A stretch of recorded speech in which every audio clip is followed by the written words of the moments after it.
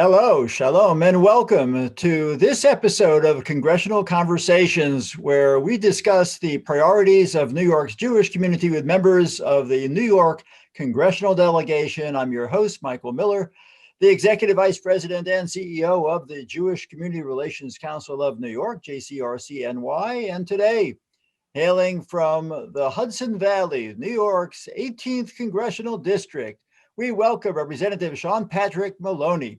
Representative Maloney currently serves on the House Agriculture Committee, on the House Transportation and Infrastructure Committee, and very importantly, the House Intelligence Committee. He's also co-chair of the Congressional LGBTQ Equality Caucus, and we're very pleased to welcome Congressman Patric Maloney. Welcome. Hello, Michael. Good to be with you. Good to be with you too. And as our viewers know, we have the pleasure of speaking with our members of the New York delegation for a limited amount of time, considering their very hectic schedules on Capitol Hill. So let's go to dive right into it. We're all suffering from this horrible pandemic.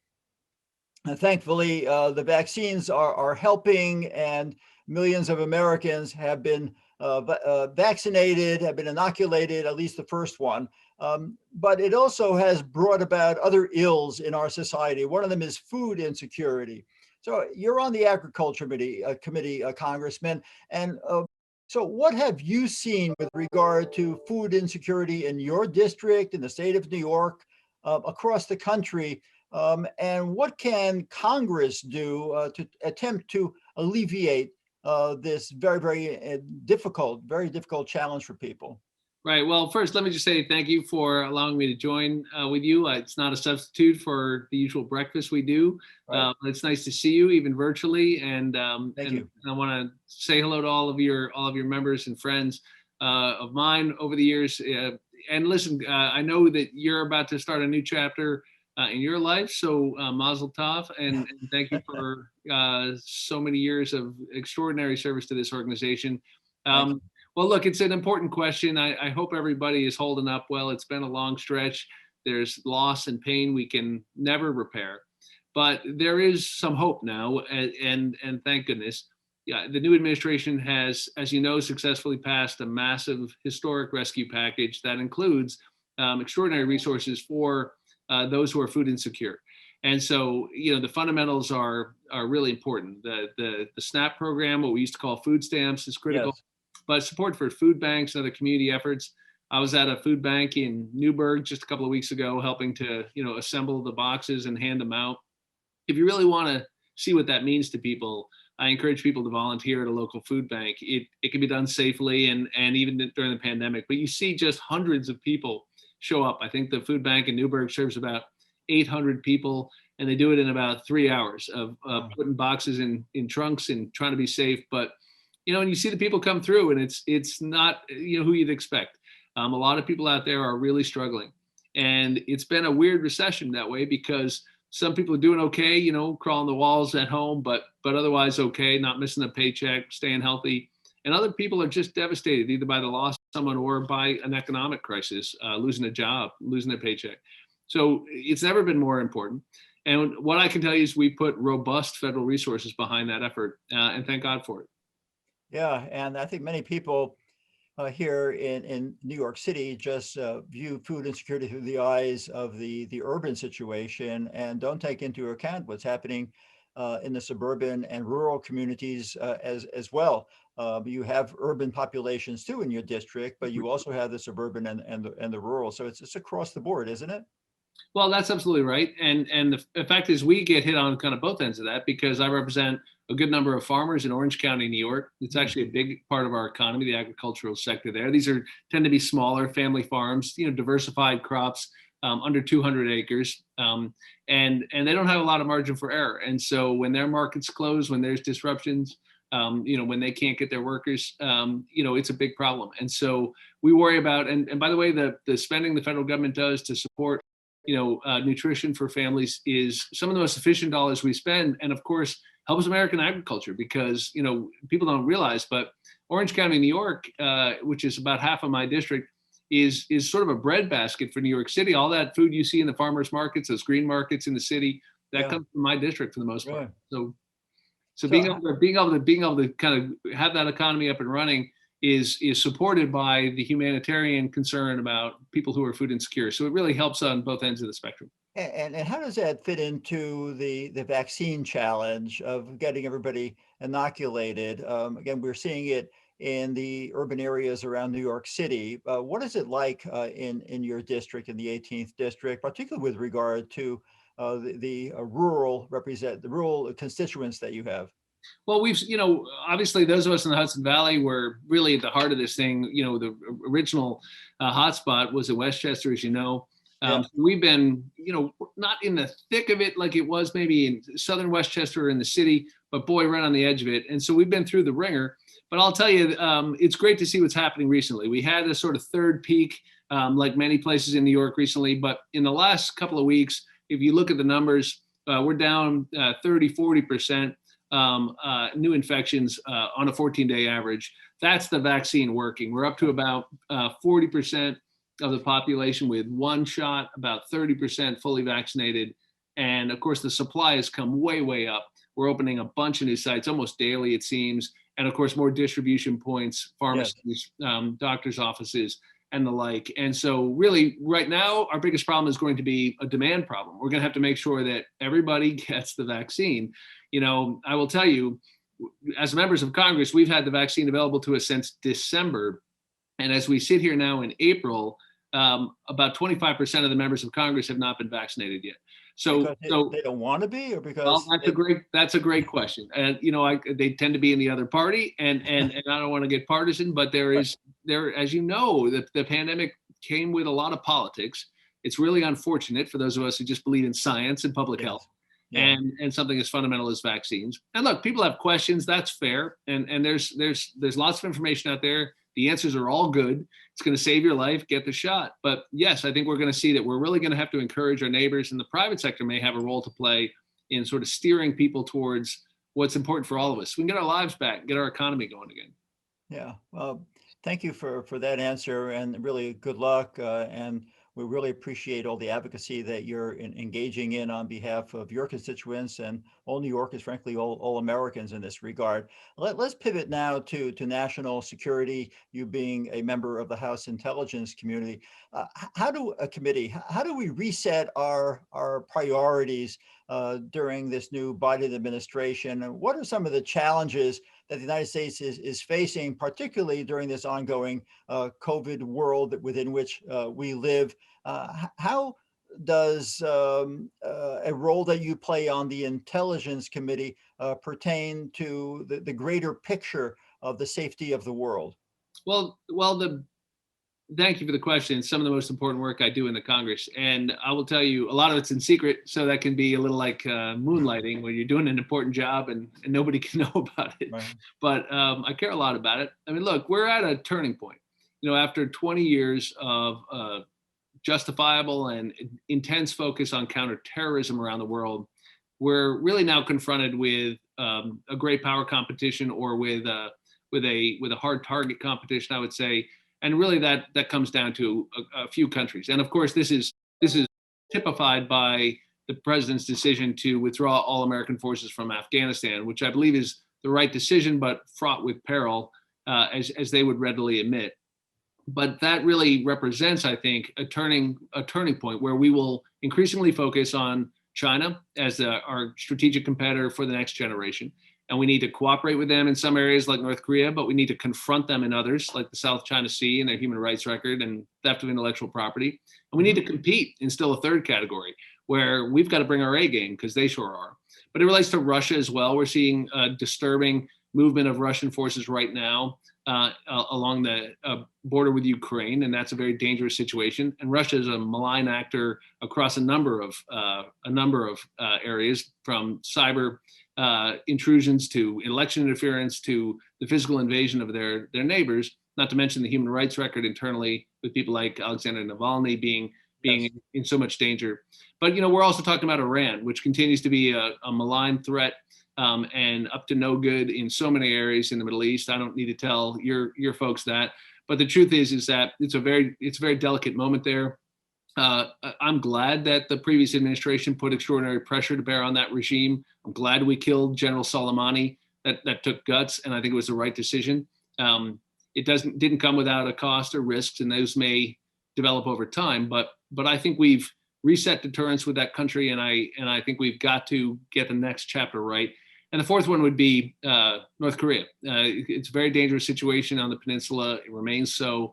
I think you'll be seeing missile tests by that regime to test the Biden administration.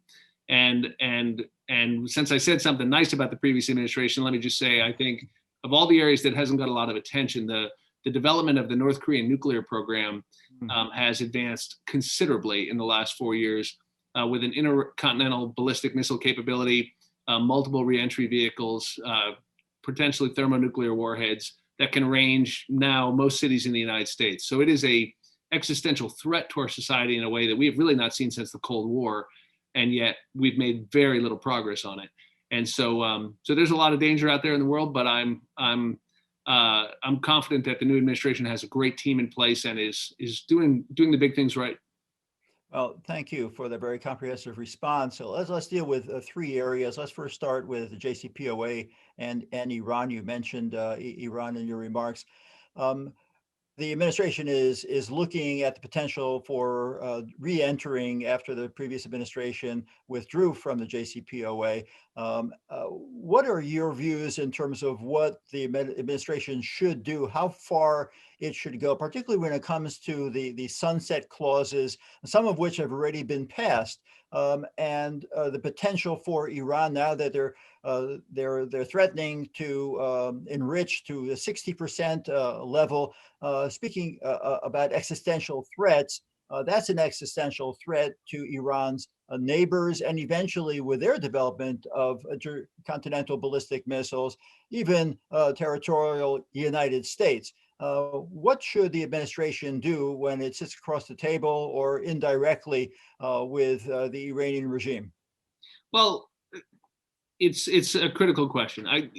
The truth is the question is often framed, should we re-enter JCPOA or not? But of course, that's sort of the wrong question, since there's really the world has changed in significant ways. And I think the people who supported the JCPOA would have to acknowledge that the pressure that was brought to bear on the Iranian regime was important in lots of other areas that were not covered by the agreement.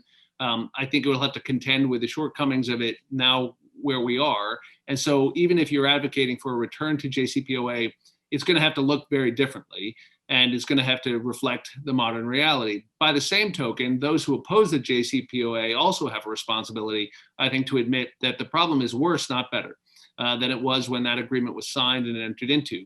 It was the United States, not the Iranians, who broke that agreement. I know that's not a popular thing to say. It's the truth. But there may have been, reasons why our administration wanted to do that. But the implications are from that we split our critical alliance partnership into pieces. We have to put that back together. We had the participation of countries that don't have our best interests in mind at that time. It may not be as easy to do so again, like China and Russia. And in addition to that, the Iranians are now closer to a nuclear weapon than they were before for a variety of reasons. And that is a problem. And so it is not okay to just pretend that we can stay in this intermediate space. So I think it's a very difficult challenge, but what I'd like to see is a program that gets the visibility and the limits on that nuclear program back in place, that ringsides the nuclear threat from all the other issues we have to deal with, but at the same time incorporates our concerns about the things left out of the JCPOA, to include their support for malign actors in the region, proliferation, missile development, metal experiments, metallurgy is the word I'm trying to say. And I think there's critical components that we got to reintegrate with that. And I'm glad that the Iranians are feeling the pressure. Their economy is a shambles. The pandemic's been devastating for them. The pressure campaign has had an effect. But I don't think people should comfort themselves that we're in a good place. We're not. And should they decide to be reckless and to race towards a weapon, we are actually in a worse place than we would be with the JCPOA, and that means war. And that's a very, very dangerous possibility that we must avoid. Should the sanctions remain in place? Should they be intensified? Should they be loosened? Well, look, we've got about every kind of sanction known to man right now on the Iranian regime, and good. I think that the issue is really more about what that regime is willing to do to have a working relationship with the alliance partners that we need, and hopefully we can speak with one voice on that. It's going to have to include, stopping the violations of the JCPOA, not in and of themselves, but because they relate to the threat, right? And so you're going to have to walk that back. And then on what you do on top of that, in terms of the other things that people are concerned about, is I think where the negotiations really will, have to get down in the weeds. Look, killing General Soleimani was not insignificant. He was the architect of their regional proxy strategy that has set them back. It has, I think, been a cold shower to some in that regime who thought they could do these things with impunity. And so the pressure on their economy is real. The problem with their own internal dissent and opposition is real. It's not like it's easy for them to do a war in Yemen with the economy of the size they have. So that regime's under enormous pressure. I'd like to see us continue to keep that pressure on, but have some resolution to this situation that could explode at any moment. And I think we have to be hand in glove with our Israeli partners on this. I mean, there is no solution to this that does not include the close coordination and partnership with Israel. Right, and we'll get to Israel in a moment. I just wanted to touch base on some other matters that you had mentioned, you alluded to. We spoke about Russia, spoke about China, spoke about Iran. Cybersecurity is a tremendous threat to the world and a tremendous threat here at home. Sitting on the Intelligence Committee, what measures can be taken nationally and locally to combat cybersecurity attacks and help institutions and individuals develop their own cyber defenses, particularly with regard to those bad actors in Iran, Russia, and China? Yeah, it's critical that we get this right on the public side and the private side. A lot of this infrastructure is in the private sector, and a lot of the knowledge of the threats is in the classified space in the public sector. So the first thing you got to do is you've got to get the public sector and the private sector working together. And this is reminiscent of some of the problems we had before 9/11. The fact is that if you just think about the large internet companies, the social media context, these are all individual actors. They have proprietary concerns. They're competitors in many cases. They have a very different culture than we have here in Washington. Their concern about U.S. national security is not what some of us would hope it would be. It is more conflated with maintaining a global community, or whatever they call it, that their business model requires. And we know that the propagation of false and viral information is their business model in some ways, and that's a problem. But what you can do, it seems to me, is you can create structures like we have in financial services. So I have an idea to create suspicious activity reports for tech and internet companies that would be modeled on what financial companies have to do in the wake of 9/11, where certain transactions or activities trigger a notification to government agencies. But the government has to share more information with the private sector too. So we have to declassify more. We have to have better coordination and liaison with these companies so we can track malign actors that may be creating an account on LinkedIn, but will do their malign activity on Facebook, or use the same pattern on Twitter that we've seen on Adobe with deepfake videos. And so there's a lot to be gained from getting our act together on this. But you can't do it in one sector or the other. So and then of course there's the state actors like Russia and the Solar Winds Act and the kinds of things we've seen that also are about deterrence. They're also about communicating clear red lines to our opponents. And frankly, we don't have to just be on defense. We have capabilities too. And the truth is, if they continue to engage in these attacks at the state level, then they should have a bad day, and they should know what's going to happen. And I think part of the problem is that we've never treated cyber attacks as a kinetic attack. If a bomb went off in a building in Washington and we traced it back to the Russian intelligence services, there'd be a hell of a price to pay. And so we need to communicate that level of red line and deterrence, and go on offense once in a while. And that might involve making it clear to them that their critical infrastructure is at risk. We can read their emails too. We can do things that they're not going to like. And if they really want to play that game, it's going to be worse for them than for us. Well, good luck to you in the Intelligence Committee. These are really significant issues, existential issues, frankly, for for our country. One more question on national security, and that is the marked rise in anti-Semitism and anti-Asian American, API, Asian American, Pacific Islander, the racism against the Black community, against the Latino community. What accounts for this increase aggression, and what can be done about it to mitigate it? Again, what role can Congress play within this space with these prejudices, with this level of racism being at an all-time high? Right. Well, what accounts for it is human nature and human demagoguery and some very cynical people understanding that there's real energy in this and that you can tap into this hate in all of us, and it can go to some very dark places, but they can be powerful ones along the way.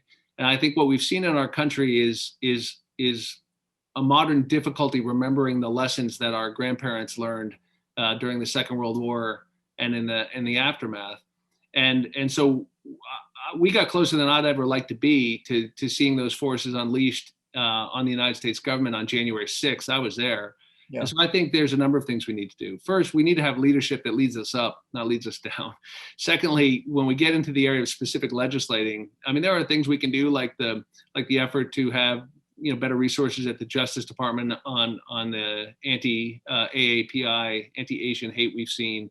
Yes. But of course, more broadly, we can also make sure that we are building the right kind of multicultural community in the United States that really puts a value around our diversity. I'm proud that the Democratic Party, I think, is very much in that fight and cares about it. I do think it's unfortunate that we're seeing the rise of people largely on the other side of the aisle who traffic in stuff like this white supremacy caucus that's started to get going, or the kinds of white supremacy groups that showed up in conjunction with the Stop the Steal rally. I do think the internet is a huge driver on this, and so we have to do better at regulating the hateful and malign content online. And there's things we can do with Section 230. I'd like to see the companies do it themselves, but I think I've given up hope on that. But we've got to do more on that. I think those would be the areas I'd start with. But look, it starts with leadership, and I think that if our leaders are going to appeal to the hate in all of us, then there's no law that's going to protect us. Yeah, it's a major issue, and we suffered certainly from a significant rise in anti-Semitism here in New York, particularly in the Orthodox sections of Brooklyn. And we very much appreciate everything that elected officials in government can do to stop the spread of that hatred. I want to end with a question regarding Israel. We've seen significant, and you just referenced it, polarization in society, but also on Capitol Hill between the right and the left, Republicans and the Democrats. Israel has always been a bipartisan issue. What need be done at this stage to ensure that Israel remains a bipartisan issue? When the Republicans had the White House, maybe it was viewed as a Republican issue. Now the Democrats have the White House. Is it a Democratic issue? And of course, the difference in the Senate leadership and the House leadership. What can bring us back Israel being an issue for Congress, for the United States of America, for the executive branch as well, rather than potentially being a third rail? Well, listen, if I, and this may not please everyone listening, but I think the most important thing is that for people who love Israel to commit themselves to true bipartisanship.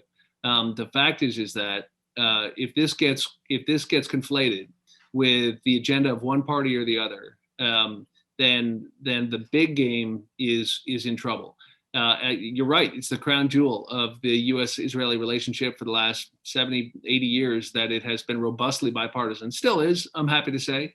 But what I think we saw during the last administration, and perhaps with some of the concern and alarm around the Iran nuclear program, is we saw an impatience with that bipartisanship that led to things like a speech by the Israeli Prime Minister in the House of Representatives over the head of the American administration. That's a mistake. You should not be putting people like Eliot Engel and Nita Lowey in the position of feeling conflicted on that. I think we've seen the politicization of some of the issues in the U.S.-Israeli relationship, or issues affecting Israel and the Palestinians. Things like the location of the embassy, which I supported moving to Jerusalem. But nevertheless, the way in which that's done, if it becomes a partisan issue, then I think that fuels things like the BDS movement on the left, which, we've got to get under control, because that's a stain on I think the liberal and Democratic side of the aisle. But we also have seen the exploitation of these forces that I mentioned before, and things like the Charlottesville rally shouting "Jews will not replace us," the propagation of the replacement theory right now by Tucker Carlson on Fox News. Those roads lead to a very dangerous place. So what I'm trying to tell you is that the only thing that's going to keep the extremes on both sides out of the room and keep the adults in the room is if the people who truly love Israel understand the necessity of having relationships on both sides of the aisle. It's been a great success for so long, but I think it is under threat now. Look, this administration is fully committed to the safety and security of Israel, understands a critical strategic partner, and we share almost all our values with Israel. It's one of our most important relationships in the world. So I don't think you've got a lot to worry about in the Biden administration.